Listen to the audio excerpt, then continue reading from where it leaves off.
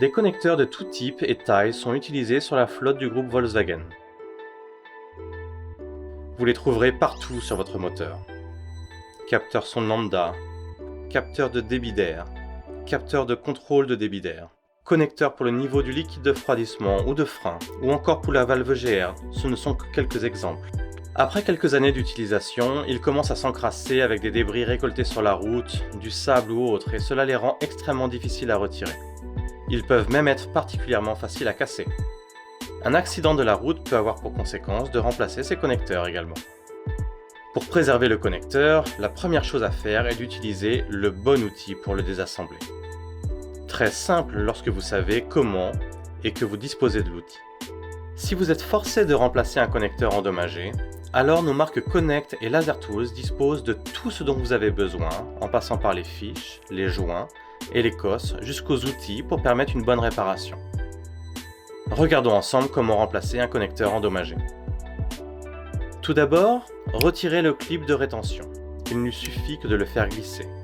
Maintenant, choisissez l'outil de démontage des cosses à la bonne taille du kit de LaserTools référence 7293. Il se glisse dans le connecteur et repousse vers l'arrière les deux pointes présentes sur les deux côtés de la cosse, permettant ainsi à la cosse de se libérer.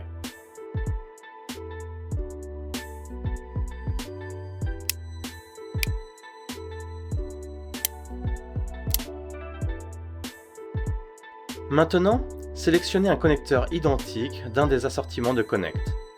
Ce connecteur à 3 fiches fait partie de l'assortiment de la série 1,5 de Volkswagen, le kit de Connect référence 37396. À nouveau, retirez le clip de rétention. Dans la mesure où les cosses ne sont pas endommagées, nous les glissons à nouveau dans leurs fiches.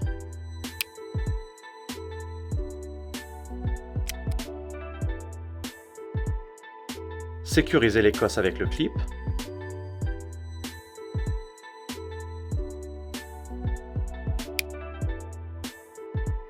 Et le tour est joué. Maintenant, nous pouvons regarder à nouveau et remplacer un connecteur ayant des cosses endommagées. Choisissez le connecteur identique du kit.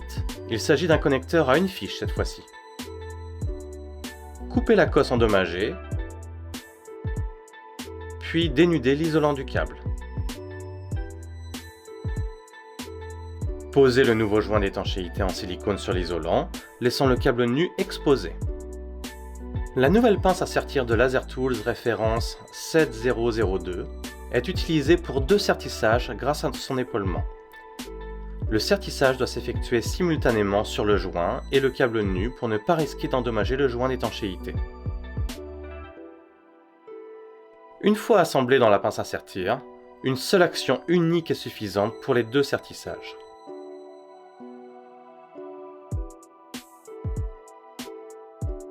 Un sertissage professionnel.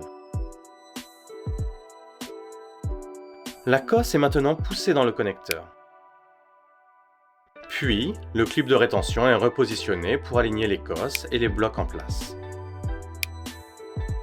Le résultat est un remplacement professionnel du connecteur en un temps record.